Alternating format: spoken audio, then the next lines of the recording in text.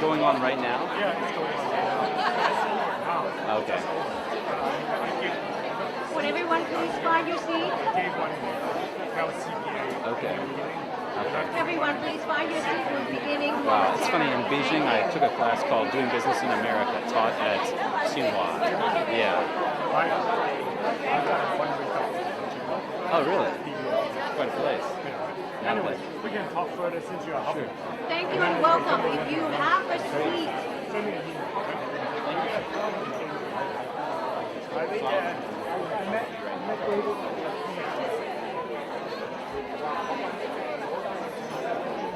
good evening, everybody.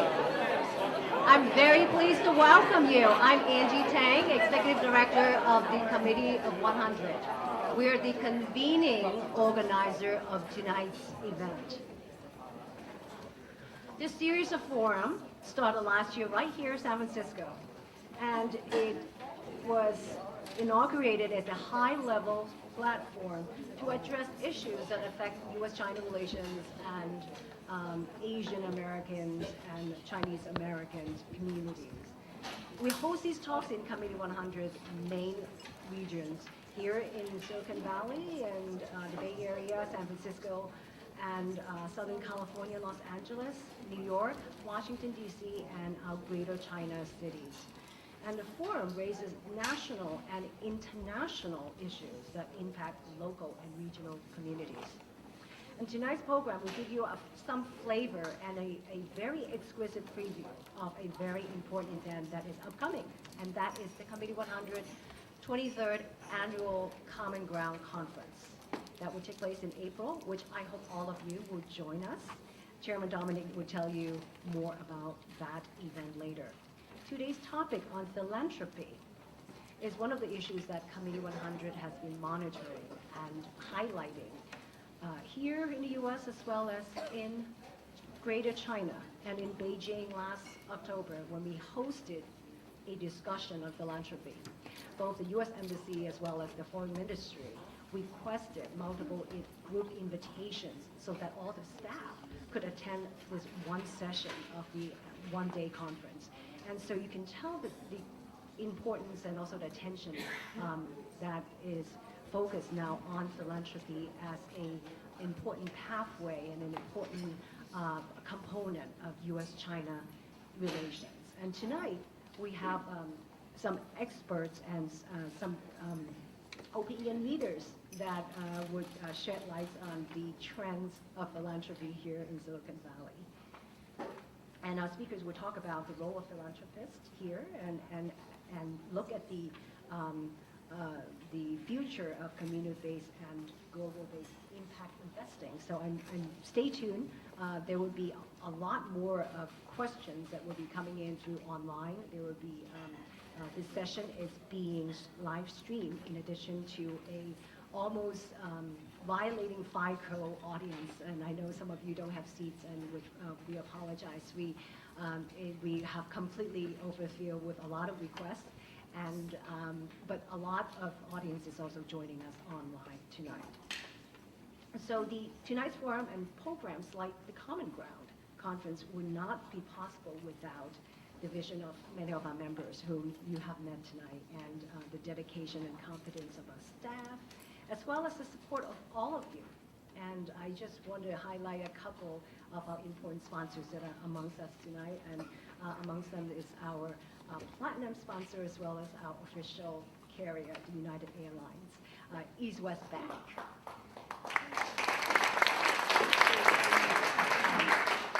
And the list is very long. I am only highlighting those who are with us today. Blank Rome with my Margolis, Synthesis, Wells Fargo, the Hong Kong Economic and Trade Office, Oryx, Kaiser Permanente, and Jenny Ming.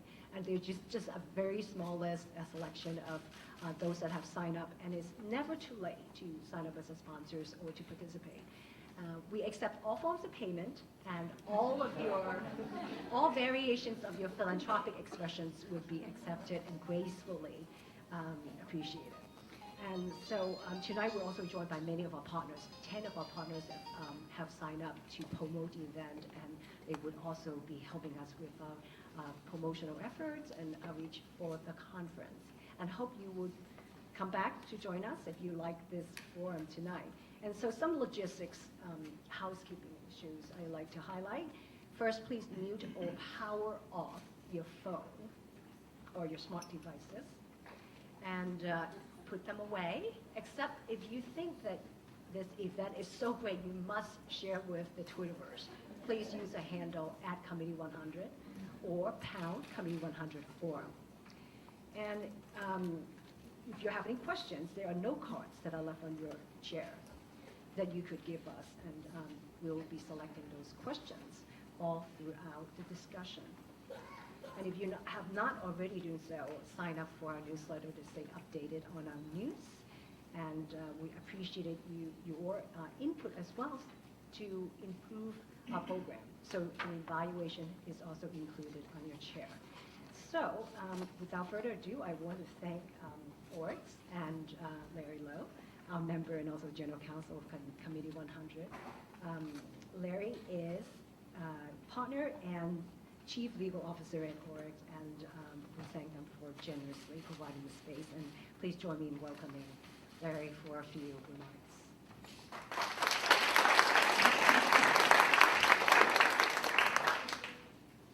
Thank you, Angie. On behalf of all my partners and my colleagues at Oryx, I want to welcome you to our San Francisco office. We are thrilled to be hosting tonight's forum on Asian American philanthropy. Oryx is very proud of its commitment and responsibility to the communities in which we live and work, and we're very proud of our pro bono track record.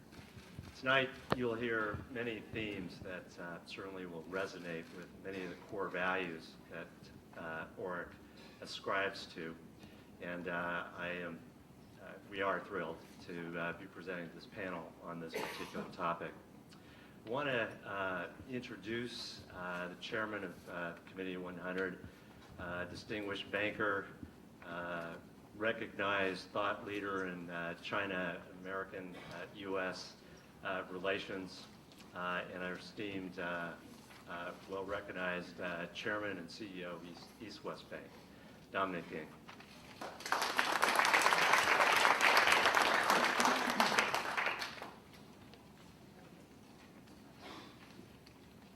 Thank you, Larry.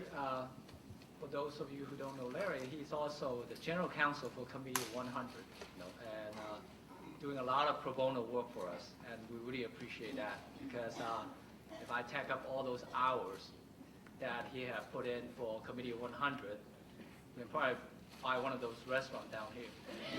So in any event, thank you, Larry, and then thank you for providing this beautiful space for us. It's great, for us to come back here again in San Francisco.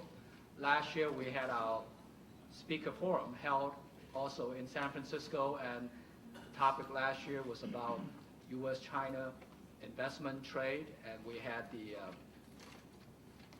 mayor of San Francisco, Lee, and then mayor of Oakland, Jin Kwan, and also business leaders in the U.S. China field all got together and talked about investment.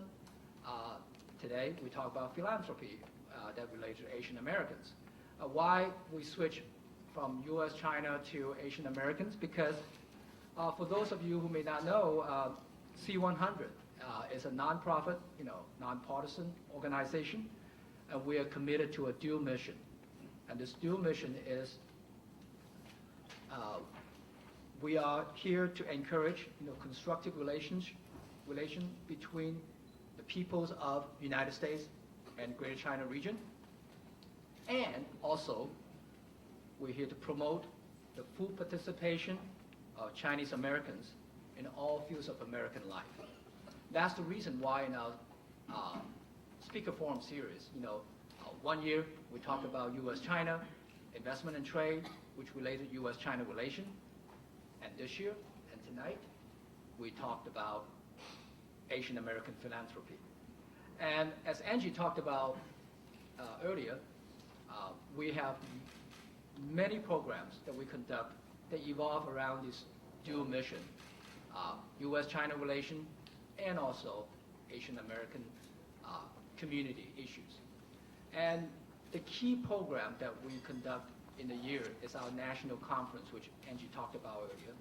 And that will be held on April 26th. On April 25th, we have our gala dinner. And the 26th will be the full day conference. And we normally run our conference in 5 different regions. New York, Washington, D.C., San Francisco, Los Angeles, and Greater China. Sometime we go to Beijing, another day we go to Shanghai, etc., or Hong Kong. So, 2014, April 26th, our conference will be held right here in San Francisco at the Four Seasons Hotel. Would have done it at Oryx, but I think that would, I don't want to get, Larry too much trouble. So, so we're going to go to the Four Seasons, So again, on the 25th will be the gala, and then 26th, the conference. And I very much would love to have all of you to come to our conference. At the conference, again, we evolve with subjects that tie into our dual mission. We'll talk about Asian American issues. We also will discuss the U.S. China strategic trust and the trend of the Chinese consumers, etc., etc. So every year we always have some great speakers here, and it's a great conference. And in fact, the co-chairs of the conference are all C100 members. We have 4 co-chairs, and they are Jay Su and trying to figure out whether, do we call it Yuen Yuen, Tan Yuen Yuen, or Yuen Yuen Tan? I'm trying to figure out which way we go, huh? What does she do, Tan Yuen Yuen or Yuen Yuen Tan? Yeah, Yuen Yuen, huh? And also the third, Chifu Chen, who is also here today together with Jay Su, and last but not least, Jeff Yang. We also have a very good group of C100 members on our planning committee, which include Michelin Chow, Larry Lowe, which obviously was here today, Philip Ma, Jenny Ming, who will be speaking later on, Anna Mock, and Jerry Yang. So later on, you'll be also hearing from our C100 members.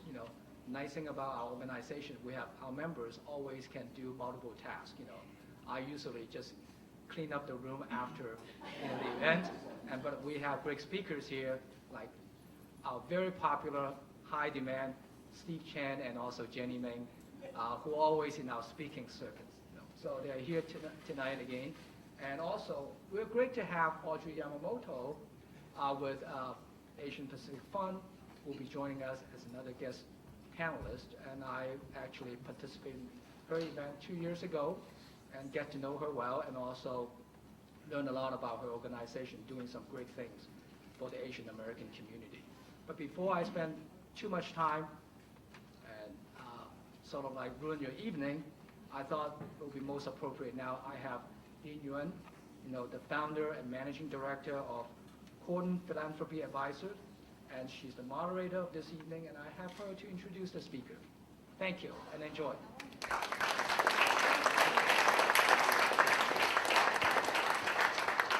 Thank you, Dominic. Thank you for joining us this evening. It's a pleasure to be moderating this conversation on Asian American philanthropy. I'm pleased to introduce our panelists, Jenny Ming of Charlotte Russe Holding Incorporated, Steve Chen of YouTube, which you all know, and Audrey Yamamoto of the Asian Pacific Fund. So thank you, our panelists, for taking the time from your busy schedule to be here and to share your stories and ideas about Asian American philanthropy. To begin, I'd like to provide a brief overview of why this topic is relevant. As one of the fastest growing demographics in the Bay Area, Asian Americans have become one of the most influential. We are seeing more Asian Americans formally participating in philanthropy than before. We have also seen some media coverage of big gifts here and there. But there is still a massive pool of untapped talent and wealth that could be used to do good in the Bay Area and beyond.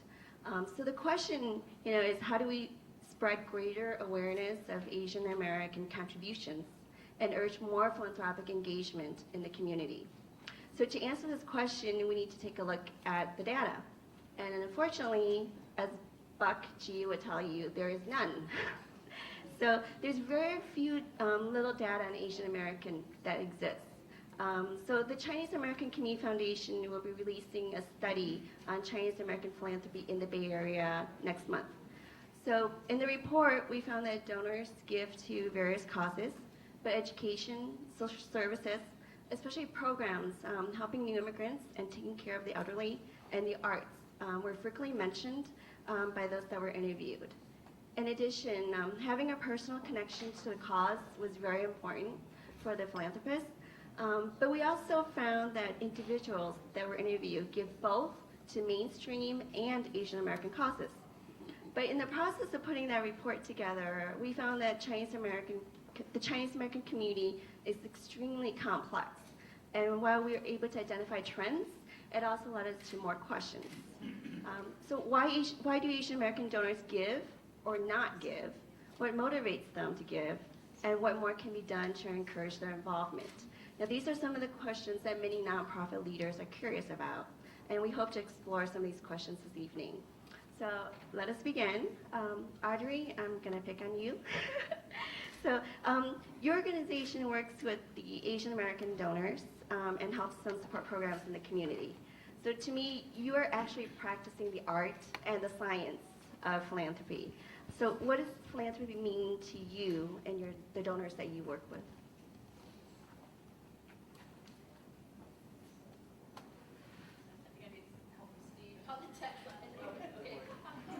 Okay, is this on? Yep. Okay. Oh, there it is. So your question was, what does philanthropy mean to me and my organization? So I think for the Asian Pacific Fund, which I think philanthropy is most relevant, it really is, I think, a pretty broad definition in terms of having people have a mindset about giving back and making a difference in areas that they're passionate about. So that could range from volunteering your time to serving on a board to actually making a significant donation. And I think within the Asian community, what I've found is that we're really fortunate in that even though maybe some of the gifts and the giving hasn't been at the level that we feel we would want it to be at, given some of the wealth that has happened, I do feel that for those that are giving, it's coming out of, for many of them, a sense of reciprocity. They feel like they have come from very humble beginnings or struggled here as a new immigrant, or their parents really struggled as new immigrants, and they now feel like they want to do what they can to give back. And there's a variety of ways that that is happening, both through dollars and time, service. And for us, obviously, given our goal and our mission to support the Asian Pacific Islander community here in the Bay Area, our hope is that as people are thinking about being philanthropic, particularly those that are Asian American, that they think about giving back to our own community, because we do make up almost a quarter of the population here, so we are part of the fabric of the community. And 4 out of the 5 ethnic groups with the highest rates of poverty in the Bay Area are Asian. So there's a real need in terms of giving back and making a difference for those that are most vulnerable that I hope people will consider when they're thinking about their philanthropy. And Jenny, you sit on several nonprofit boards.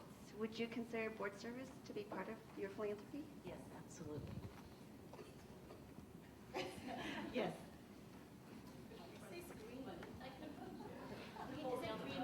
Working? Here it is. Yes, I absolutely feel being part of a board, not only the service, because it's expected of you to also, besides time, to give money. In fact, I had a few opportunities to sit on corporate board, and out of all of them, I actually paid Kaiser Permanente to sit on their board because it's a nonprofit board that is very much run like a corporation, but it's nonprofit. And one of the committee I sit on is the community service, which is about giving back to the community we serve. So it's very much near dear to my heart to be able to sit on a corporate board that also is a nonprofit one to begin with. It's a great combination. You don't always like that. Yeah. So Steve, what do you think? What does philanthropy mean to you? And I do know that you mentor a lot of the younger generation too. Do you consider mentorship to be part of your philanthropy?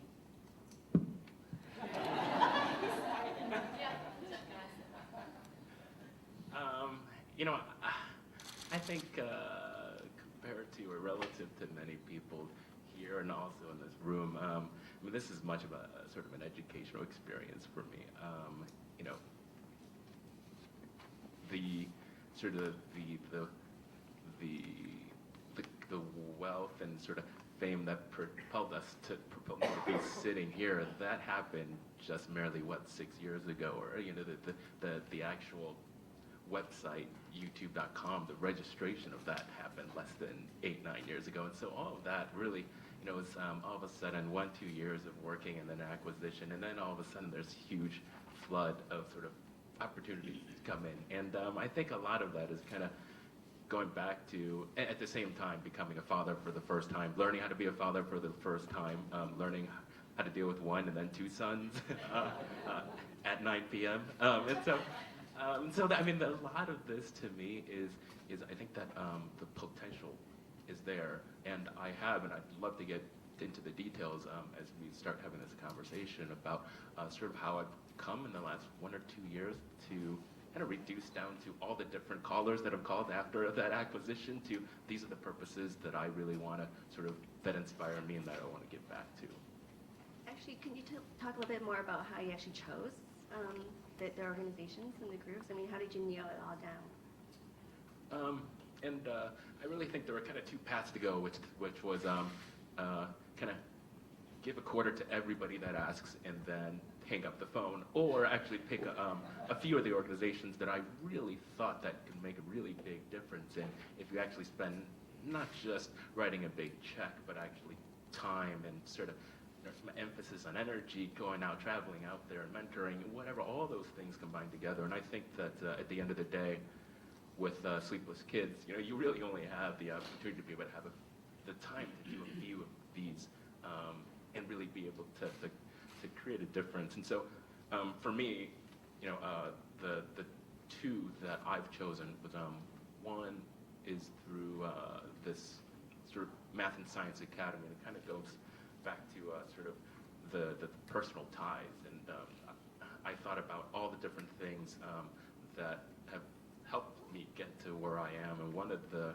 things was a public school, but it was sort of a boarding school in Illinois, and it was a sophomore through senior, and it was boarding school, was completely paid for by the state, and it was, you know, it had some of the best teachers that they had compared to even colleges that they had teaching high school students, and many of the best engineers that actually have come out from PayPal, from YouTube, Google. I still work with these guys today, guys that I've known since my sophomore year in high school from Chicago. They've come out here.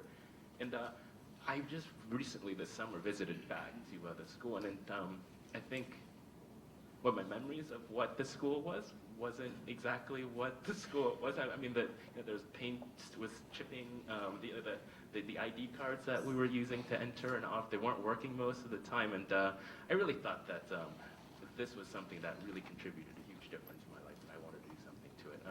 And then on a more sort of personal health side of things, there's UCSF, the sort of neurology department as well, and this is kind of something that I went through, and they've been just absolutely terrific with surgery, and so that's something where I think for me it's identifying these 2 are the really big differences that, or organizations or committees or schools that made a big difference to me that I thought if there's anything I could give back to, these would do. It's very personal, in other words. So I'm going to move over to more of the motivations and the influences for giving. So, and Audrey, you work with all the Asian American groups, right? But each ethnic group has its own unique history. So in general, though, what factors or like values or cultural beliefs do you think influences people's decisions about giving? I think in terms of what motivates them to give, I think it's a variety of reasons. The number one being that personal connection, having a emotional connection to the organization they're giving to, I think trumps the data that they might be looking at in terms of their financials. I think it really is coming from the heart, that there's first and foremost that emotional connection to what that organization is all about. And I think sometimes that connection could be as strong as you really care about the mission and the work that that organization is doing. Or the other very common way it happens is that a friend or family member is involved with another organization and they make the ask on behalf of that group. So that's where we see several of the gifts coming in is through a board member making an ask. I'm sure many people in this room have made a gift to an organization that maybe they didn't know that much about, but a friend or family member that you trust asked you to support them. And so that's another motivation to give, I think, is that you trust a friend or family member. Another one that I mentioned earlier is reciprocity, wanting to pay it forward and give back, help those who are less fortunate because you've been able to make it to a higher level of success than others in our community. And then I think a fourth motivation would be leaving a legacy. And that could happen in terms of someone wanting to leave their own legacy in the form of a planned gift, or a legacy for someone else that they want to honor that has passed on. Steve, Jenny, you want to add to that? Or? As for myself, personally, I think it is pretty emotional. It is absolutely, that has to kind of tuck into my heartstring. For me, also, it's not just about writing a check, but time. Because I want to really be able to see firsthand where it's going, the impact. If it's just writing a check, you never know what it does. So for me, it is time and money together. I think as I gotten older and hopefully a little wiser, I'm like you. I really, there's only a few things. You're much younger, but you're smarter younger, okay? But it took me a while to really realize that, I had a hard time saying no. And like I say, instead of spreading everything like peanut butter across the board, a few things that really matter to me is when I really focus my attention. And when I really were able to narrow down a few things that matter, it was more meaningful for me personally too. And one of the most meaningful things to you is working with women and girls, right? Absolutely. Besides immigrants, being an immigrant myself, women and girls is pretty near dear to my heart. Because during my years at the Gap and Old Navy, I traveled probably to more third world developing country than most people have. And you pretty much see firsthand, what poverty means, in the world. And I remember, I think there's an old Chinese saying that, women holds up half of the sky. And in many of these developing countries, it's really the women are the ones who are directed to get out of poverty. So for instance, I was in Pakistan many years ago. And in a lot of these villages, there's really no work, no job, especially the husband is not like, would bring home food or bacon or whatever. So it's really up to the women to be able to do something about it. So the microfinancing that you see there, really is a very small amount of money. And they use that money to maybe buy beads and fabric for them to make beautiful, beautiful embroidery. And they sell it in their marketplace. And literally, using that money, they could then buy more beads and more fabric. This particular village I went to visit, this woman, and next thing you know, she was there was so much demand that she was hiring her neighbors to do it, and she was also able to have that money to feed her children because her husband wasn't working. In fact, she put her husband to work. Next thing you know, I went back probably, I would say about 18 months later. She had the whole village, and the next thing you know, she was actually like the boss. So it's really heartwarming to see, little effort could mean big things, and it would, to me, it could be, and it so happened to be in Pakistan. It could literally be in Philippines or India and Indonesia, all over the world. So to me, is having women being educated to do that. Is a way out of poverty that I see firsthand. And March 8th is actually International Women's Day, so just to let you know. But speaking of women, giving away money is actually very hard work. So in 1889, Andrew Carnegie wrote in the article, it's more difficult to give money away intelligently than to have earned it in the first place. So are there any role models, any women philanthropist role models that you? There's so many, but I just recently was reading an article about Melinda Gates. Of course, you say, oh yeah, she has lots of money, so why would she be a role model? But I think that the story behind it was actually really interesting. Of course, we all know what Gates Foundation does, and for global health and global development and education. But through her travel, she saw that in a lot of developing countries, women were not given opportunity to choose when to have babies, and by not being educated or not having information or supply, they were, it's really detrimental to the health. So she actually, being a very quite private citizen or private person, decided to really speak out on behalf of these women, making contraceptive available. By doing that, they could plan their babies or plan birth, and chances are they are able to feed them, and the chances are they're able to educate them. So I would say the last few years, she kind of came onto her own with what she's seen out there to be able to really make a difference. So I was just reading this article, really, sometimes, I know for myself, as we were all talking how busy we are, and so many times when people ask you to speak or speak up for them or be present, and so many times it's so easy to turn it down. But sometimes you just need to lend a voice, and when you have the capability to do that, and it to me is so important to step up and be able to speak about that. That's great. And it actually brings in another question is, there's a lot of giving in the Asian American community, but a lot of giving is also anonymous, right? So is it good? Is it bad? I mean, should they be more open about their giving, or is it okay to be quiet?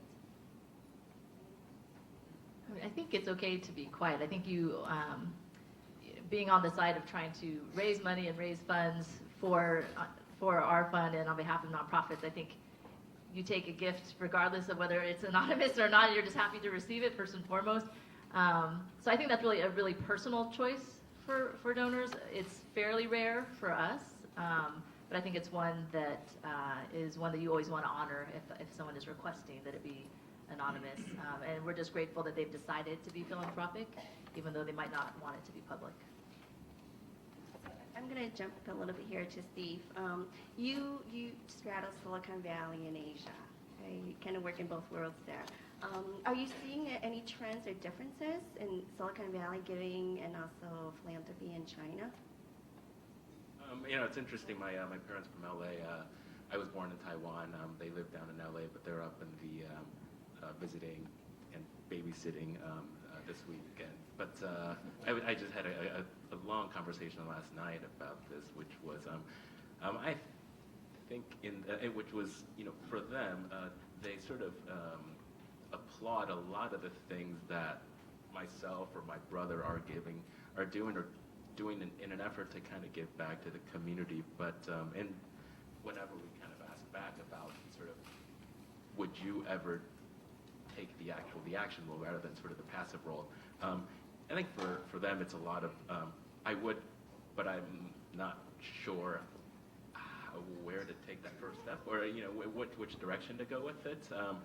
And I think that's kind of the problem where it's something that it's hard to get into. There's not a I think it's there's not exactly a sort of an exact step-to-step guide as to how you're supposed to get started, like a 10-day plan about day one do this, but day two, and you start work up. And so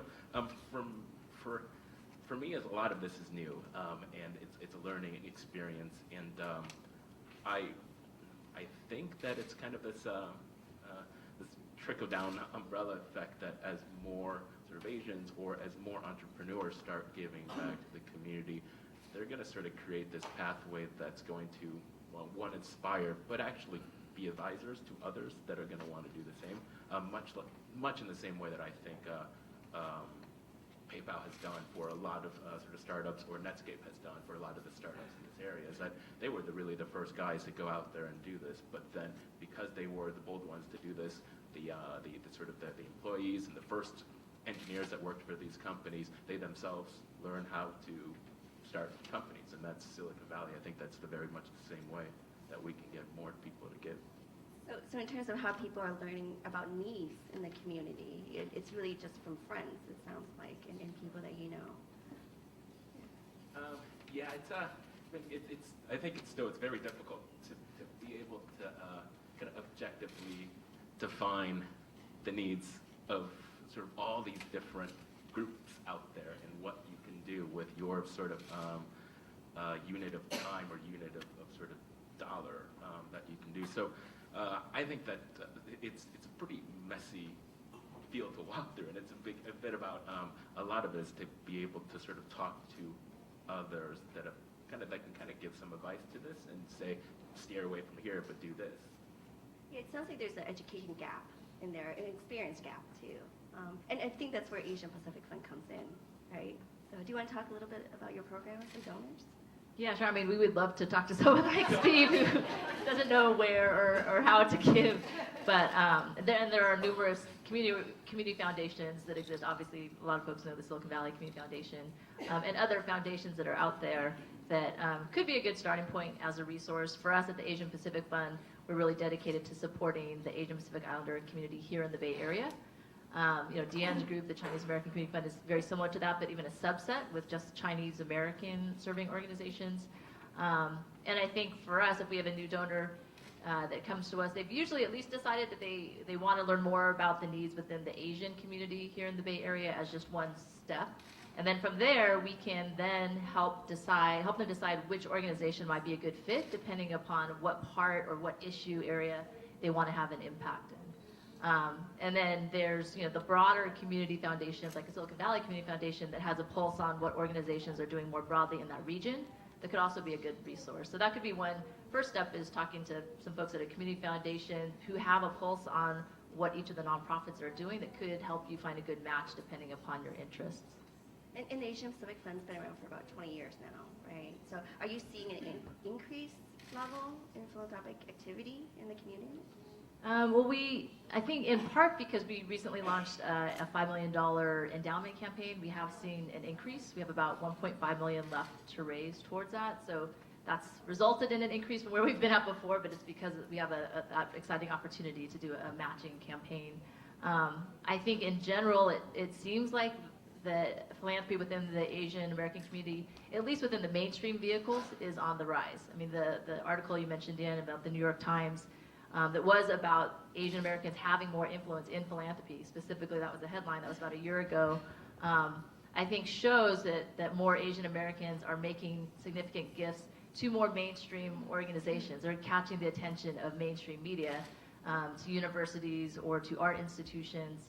And I think it's hard, though, to quantify whether or not it's truly, how much of that's really on the rise versus how much of that is just now visible and out there in the mainstream, sort of in mainstream media because it's going to mainstream organizations. I think philanthropy has probably been happening for many years, but maybe it's been taking place by new immigrants sending money back to their family and their country of origin as their form of philanthropy. But I think as we have more generations here from the Asian community, there's been more of an adoption of sort of the more mainstream ways that people are being philanthropic. So let's switch gears and talk about why people don't give. So there was an article of James Higa, formerly of Apple, and he left and he's now with Philanthropic Ventures Foundation. But the headline in the Wall Street Journal article was basically, many are asking, why are other techies not involved in philanthropy or in the community? So, Steve, I'm going to pick on you on this one. Why are techies not involved?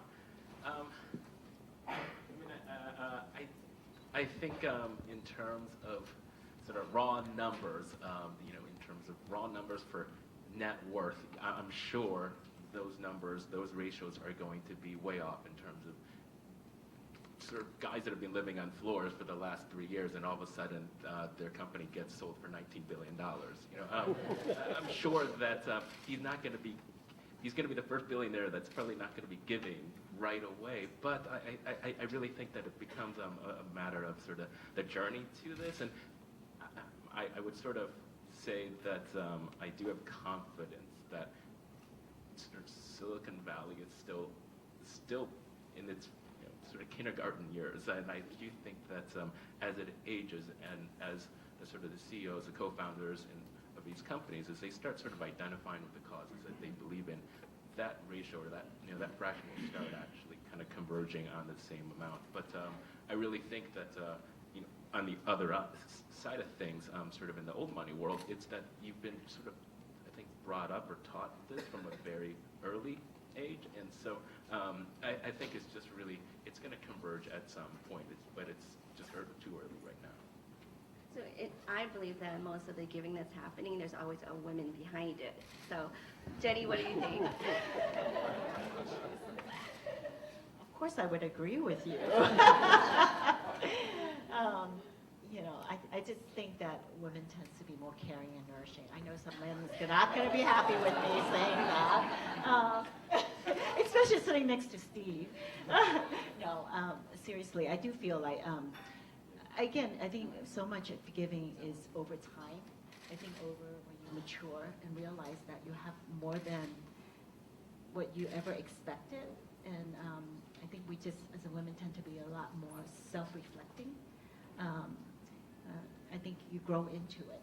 And that what I very encourage is this younger generation starts philanthropy or volunteering very early in age, especially, the American society, so much a part of, you're growing up. I remember when my kids were going through school, they have how many hours that they have to volunteer. And I think that's really good, because I think it teaches you this is part of your life, and you don't think twice about it.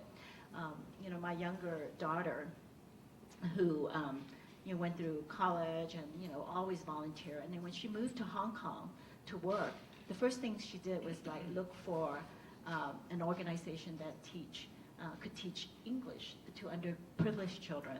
It's not because it's just so unusual. It's because she's been doing it since she was 12, 13 years old. So it's part of who she is. So I think that's very encouraging, because I think then it leads to other things as you grow older. So I think this is something that I think in our education has been really excellent.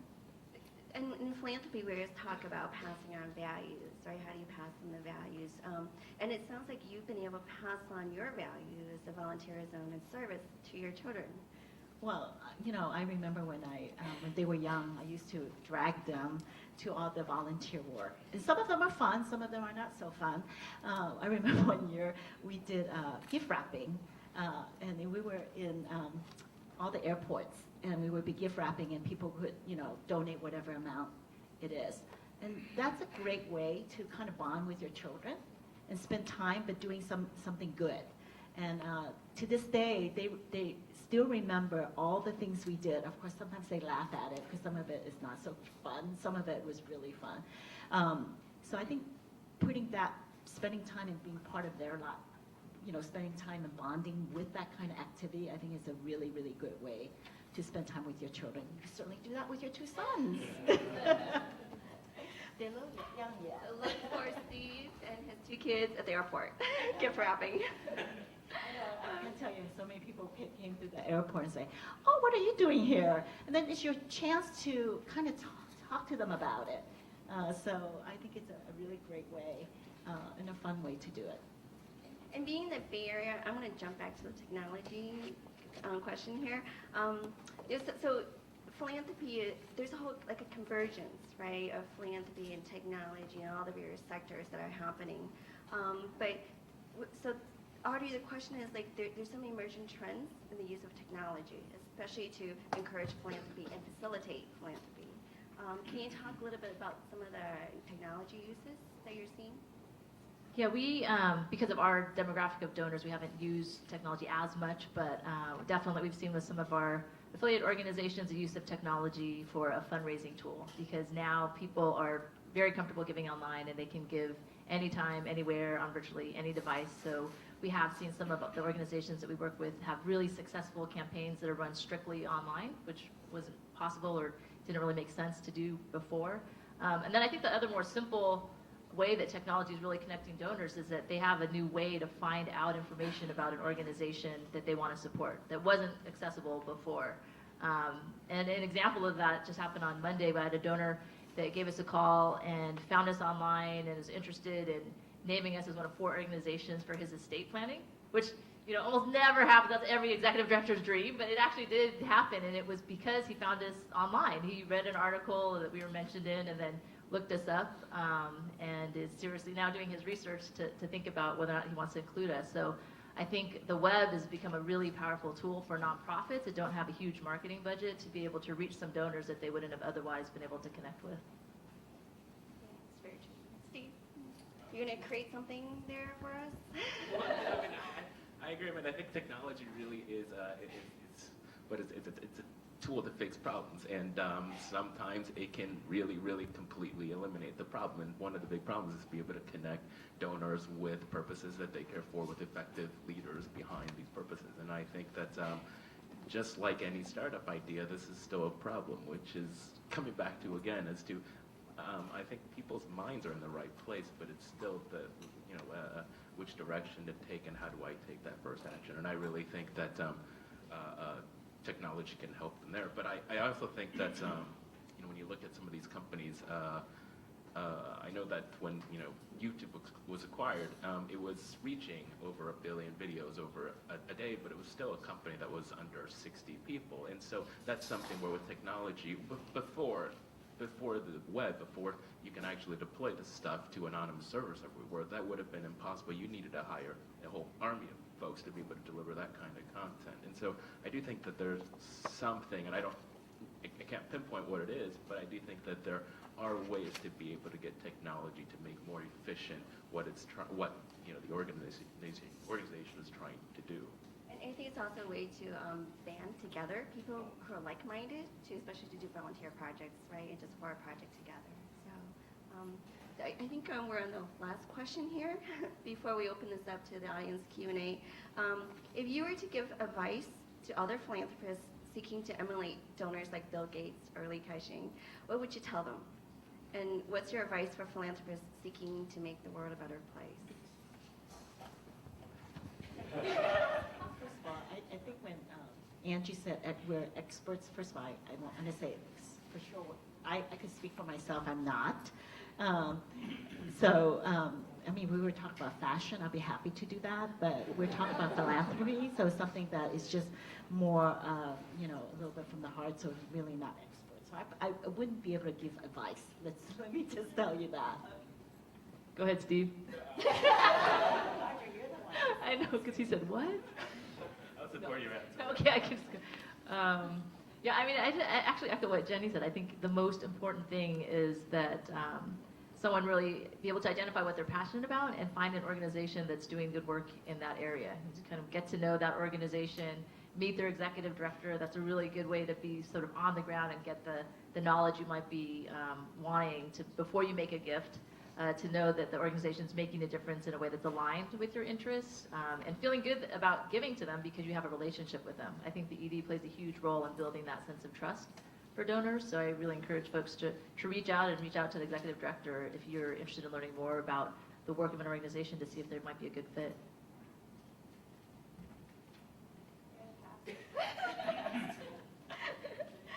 Okay, we have questions now.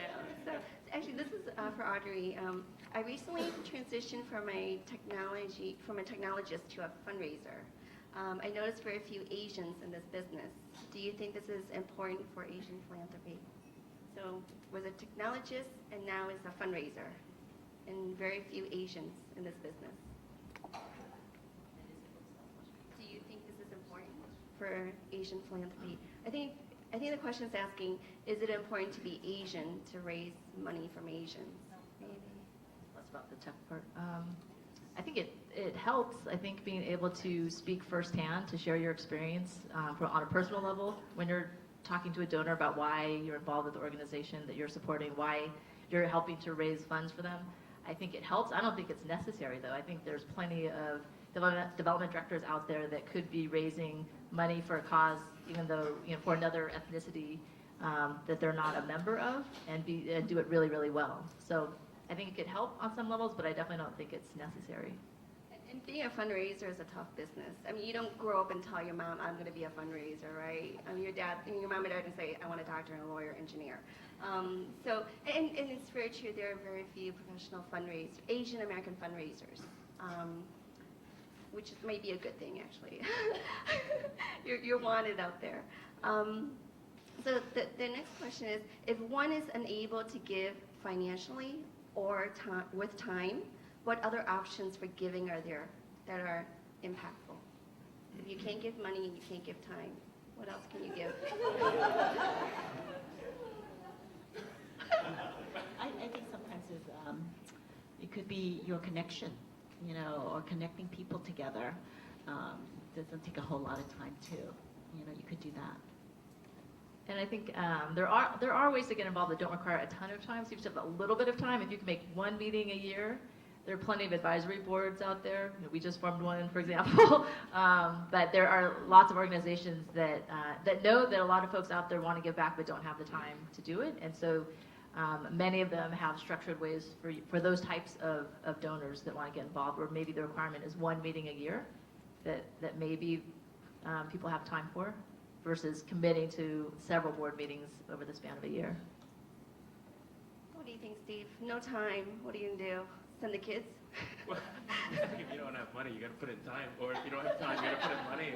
I don't know how you can make a difference without one of the two. So I don't have an answer. So the next question is, the attitudes of donors are important, and so are the attitudes of recipients, be they public or nonprofit, to donations from Asian Americans. What have the panelists experienced in terms of the attitude and outreach of recipients to donations from Asian Americans? So this is more you, I think, Audrey. Yeah, the recipients, the beneficiaries. What's the attitude? What's their attitude once they've given? Once they receive. Like, how do we feel once we receive? I think you're asking the grantees. Like, how do the grantees feel? Oh, yeah. Extremely grateful. But can you talk a bit about due diligence and impact? I mean, when you've made a considerable number of grants to community groups, right? You do your due diligence on organizations, but do you actually ask them to report back on the use of funds? Yeah, I think that's a pretty standard practice, is to ask them to supply us with a report at the end of the grant period, which is usually a year. We also do site visits to kind of really get to know and see firsthand what type of work they're doing and how the program is going. And we have regular convenings as well, so we have a chance to interact with them on a quarterly basis. So that's kind of how we do part of the due diligence. For other donors, we do have some donors that we help direct funds through what's called a donor advised fund. So you may not know exactly where you want to give.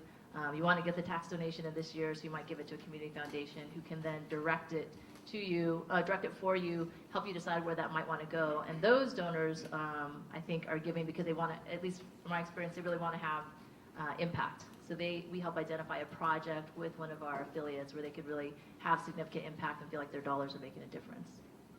And Steve, the school that you support in Illinois, I mean, do you actually do they give you reports?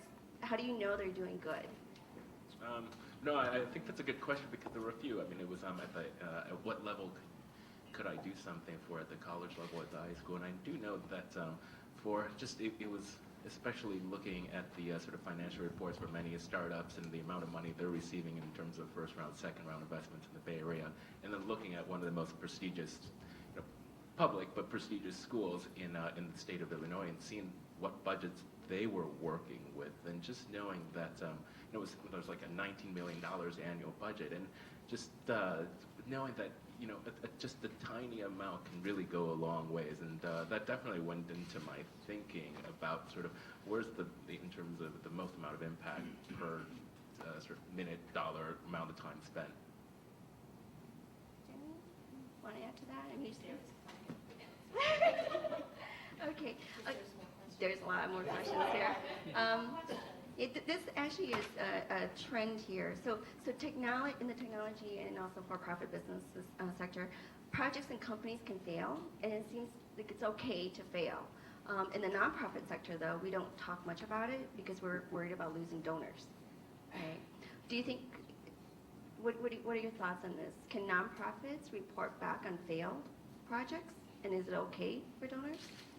I think that really depends on the donor. For some donors, they really care about the metrics, and they hold the organization to meeting whatever it was that they committed to doing at the beginning of the grant period. They want to make sure their dollars are going to exactly what was committed to, and that the results achieved are exactly what was stated in the initial grant proposal. I think in terms of the way we work with affiliates is that we want to really be there as a partner for them and a source of support, and so there is more leeway. We set out what those goals might be, but if something significant or unexpected happens over the course of the year, we of course want to take that into account. That might have affected their ability to achieve the goals that they had laid out, and give them a little bit of leeway, because I think nonprofits are always doing the best they can with the money that they receive, and so we don't want to take that for granted when we're looking at holding them to very precise metrics that are really hard to predict a year out. What about the fashion business? Okay to fail, but no, and the nonprofit, no? You know what? I think any program you put in place, there will always be a risk of failing. And I think it's okay to report that, because I think that being transparent is very important. Understanding why it failed is very important, because then you could then correct it. It's almost impossible to say any program will not fail. So I actually appreciate it, and then talk about solution, because if you don't admit the failure, you can never have a solution.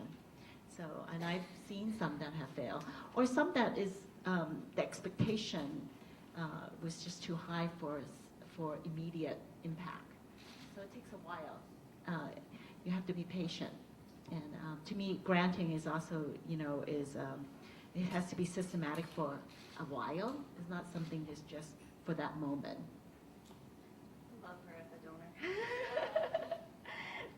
Any thoughts, Steve, or should we jump to the next question? Well, I think there's a wide spectrum. Again, for the two projects that I'm involved with. One of them, it's with the high school. It's sort of this combination of a cafe and innovation hub laboratory system, and you can see by the end of 2 years, this will be. You can touch it. It's tangible. They'll be serving coffee there. I think the other one is with UCSF, and it's trying to solve aneurysms. And I don't think that my contribution will. It's going to be very hard to be able to really judge what that has done to sort of the overall global research, but I still feel like that's making a difference. It seems like the personal relationship and the personal belief in the project is a little bit more important than the actual impact and the failure. So the next question is, a lot of young people don't give back as they want to invest in themselves while they're young, and give back when they are older and more established. What is your reaction to this line of thinking? So when you're young, you want to work, you don't want to give back. When you wait till you're older, more established, to do so. I think that's. I thought that was sort of the views that Bill Gates and Warren Buffett has professed. They're good at what they're doing, which is making money, and they use that money to give back to other people that are better advantaged. Again, for solving the same things that they're trying to do. I don't think that they're out there in the fields trying to do this themselves, but being able to sort of best apply and best invest their money, that the same sort of wisdom that they've learned over the years in running businesses is the best use of their time. This is do you want to add to that, Audrey? Okay. This is more of I think a merger question. NGOs are working on similar goals and could be more effective if they collaborate. Are you seeing a lot of collaboration, Audrey? We do have a really good example of collaboration that happened with two of our affiliate organizations, two nonprofits that are in Oakland that merged recently, which is pretty uncommon. Unlike in the for-profit world, I think it's really uncommon to see two organizations merge. And I think I've thought a lot about this. I think even though the efficiencies might be obvious, I think people that are running nonprofits, whether that's the executive director or the board of directors, are so passionate about what they're doing and that community that they're serving that I think it's really hard for them to think about merging with another group, even though there could definitely be efficiencies gained. So I think it's relatively rare within the nonprofit world, but it's great that we're starting to see a little bit more of that activity and some leaders recognizing that there could be some advantage to combining forces and gaining those efficiencies. I know San Francisco Foundation actually has a fund that supports merger work so that to encourage nonprofits to think strategically about how they might merge with another organization.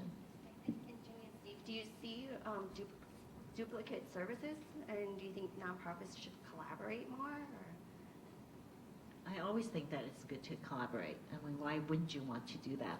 But I think sometimes in nonprofit, again, I think sometimes they might think that you lose donor to another organization versus like if you pull your resources together, it would be smarter and you could make a bigger impact.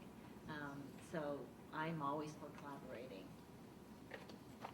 You do that in the technology sector, collaboration. I think it's very. I think it's a very. I think that the technology sector is very competitive, and Silicon Valley embodies that. But because of that competition, you get the sort of the best ideas formed, the best companies formed in this area. So I think that there's actually a healthy side to that competition. I mean, if there's $1 and 5 organizations trying to earn it, they work harder to get that. I have counted the number of Asian Americans on the list of San Francisco Chronicle Season of Giving. It was less than 9% versus 33% of the population. Similarly, the New York Times Christmas Fund donor list was less than 2% Asian, and we have a 12% of the Asian population. So the question is, why aren't there more Asian Americans giving in mainstream?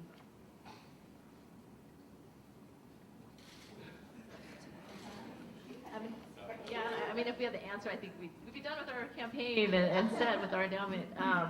But I think another piece of the data that might be missing is of the percentage of the population that is Asian in the Bay Area or in San Francisco, what does that look like on a socioeconomic level, right? Because it's not, even though it's a large population, obviously it's still probably a disproportionate amount that's giving. It may not be a fair case to make to say that it's that disproportionate, because I think you really have, and it goes towards, I think it also kind of speaks to the fact that there's still, for the most part, this model minority identity that the Asian American community has, at least within sort of mainstream media. I think it's always shocking to folks to hear the statistic I mentioned earlier about the fact that 4 out of the 5 ethnic groups with the highest rates of poverty here in the Bay Area are Asian. And people just, you don't hear about that. There's not much media coverage on it. I think what you hear more about are successful, wealthy Asians. And so that could be playing into that as well. There might not be this pull or tug or this need that they feel to give back. All right. And anything, Steve or Jenny, to add? Because I'm being asked to end this.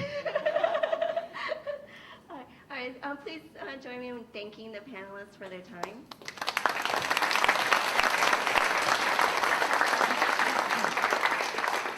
I think you'll agree with me that whether our panelists are experts in the industry of giving or whether they're experts in their respective field, they definitely have shaped and enhanced our understanding of giving in their personal professional lives. And so I thank all of them for enlarging our world today and shedding light on the topic of philanthropy.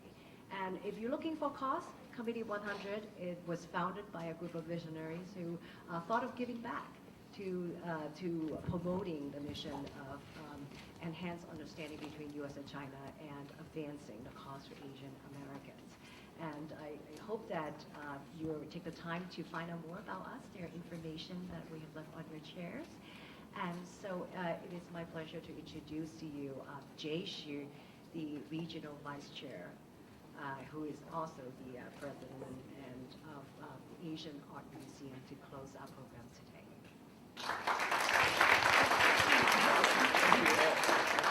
Can you hear me?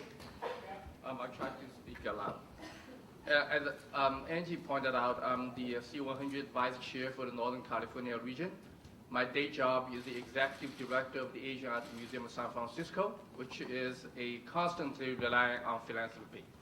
So the more philanthropy, the more Asian philanthropy, the better. So my advice to all the donors out there is give early, give often, and give more. You will feel better. Because giving itself is a gift. So I think this is a very important part of our life, to be able to give. I think the ability to give itself is a gift. So we all need to cherish that. So on behalf of DC 100, I extend our gratitude to our speakers who join us, give us such enlightening remarks today. We also appreciate the leadership of C100 Chairman Dominic Yuen. And I want to express our thanks to our C100 Executive Director, Angie Tan, and the C100 team, and all the volunteers, many young people who had their first experience with C100, for their dedication in producing another successful Speaks Forum. Lastly, I would like to thank everyone for attending the Speaks Forum. We look forward to seeing you all at our next annual meeting on April 25th to 26th at the Four Seasons Hotels right here in town.